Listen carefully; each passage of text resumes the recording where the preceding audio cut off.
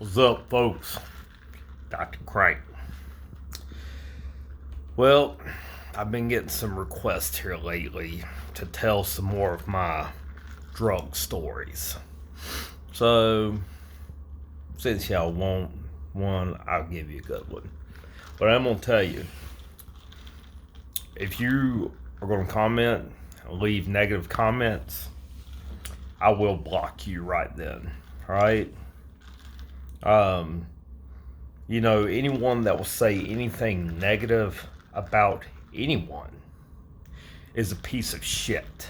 So, that being said, I don't hang with pieces of shit. Everybody's got a past. Mine's just kind of interesting. So, here we go. Alright.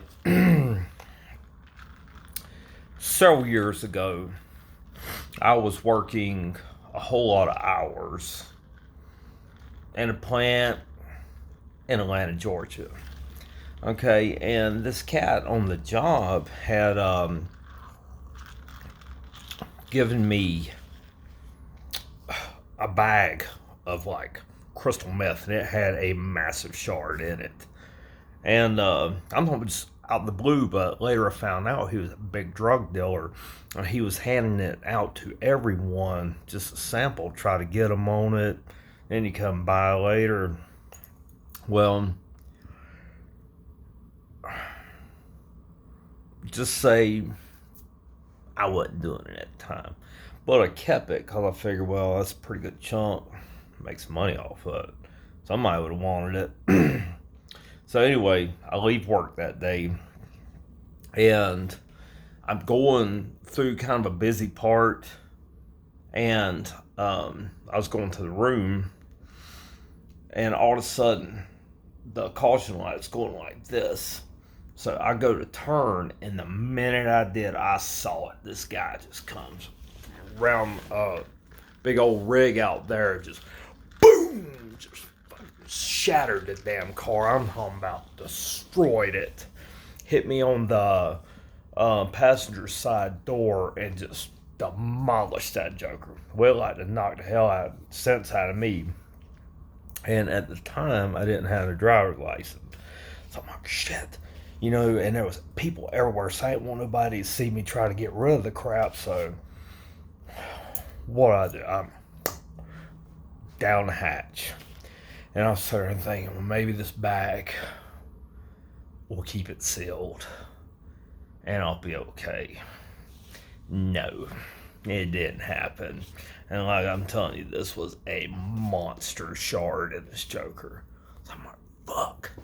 Alright, I gotta play this off. Well, cops get there and everything, man.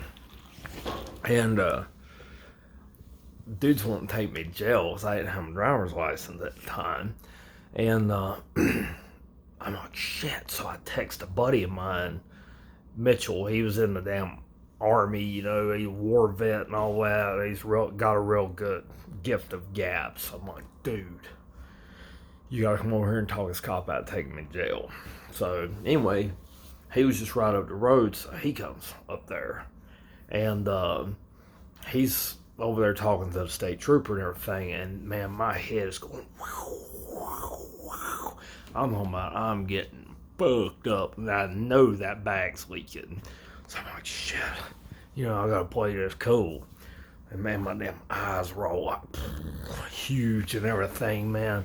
And the cop looked at me, he said, you need to go to the hospital. He said, you look like you've got a really bad concussion. He said, I'm not going to take you to jail just for them to turn around and make me take you to the hospital. He went to my buddy Mitchell. He said, are you going to take him to the ER? He said, he looks like he's got a very bad concussion. They said, man, he said, yeah, he don't look good. He said, look, do you want to go to the ER? I said, yeah, dude. I said, man, I do not feel good. I'm hearing like double of everything, like echo, in which I was, but it wasn't from a concussion. And so Mitch gets me in the truck. He's like, dude, where do you want me to take you?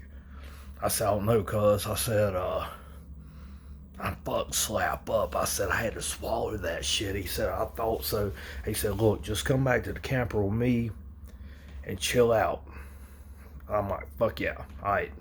And so we get back there, and I'm going to tell you what, this shit was coming on so hard. And he's wanting me to go get my stomach pumped, but anybody knows it's way too late for that, at this point. I'm like, shit, I've got to ride this out. So all that day, the rest of that evening, that night, I was tripping so hard off of that crap that I swear there was like people everywhere. I looked out the window at one point, so I was hearing people talking out there, and it was like this massive block party going on outside. And I'm like, damn, is that really that many people out there? Because it was never like that. And like, then I look over and there are people in the camper that I don't recognize. I'm like, how did these motherfuckers get in here? Then I'm starting to think, dude, get a hold of yourself. Shit's getting to you. Man, I was like, at this point, strobing like hell and all that. I'm like, fucked up. So, Mitchell, he keeps checking on me like, dude, you gonna be okay? I'm like, yeah, dude, I'm gonna be fine. I said, all I gotta do is just sit here and keep my shit right all night. He said, well, I'm gonna go to bed, man. You sure you gonna be okay? I'm like, yeah. Man, I didn't get off that couch all night. I swear, man, I was tripping so freaking hard I couldn't tell what was real and what wasn't. So the next morning, Mitchell gets up and getting ready to go to work. I'm still sitting there on the couch like, he's like, dude, you going to work? I said, man, I can't go to work like this. I said, I'm still seeing shit. I'm tripping. I said, it's getting better though, but there's no way I go to work. Everybody will know I'm fucked up on something. So anyway, I stayed there at the camper the rest of the day. By about 4 or 5 o'clock that evening, it was wore off, good enough where I could manage and stuff. But man, don't ever do that. Moral of the story is, if somebody ever hands you a sack of meth, throw that shit in the toilet. Just throw it in the trash, man. Don't even fuck with it right then anyway, because believe me, the hand of God will come down on you and slap the hell out of you and give you a reality check. And it's just best not even get caught with it, not to do it, period. But hope y'all enjoyed this. Peace out.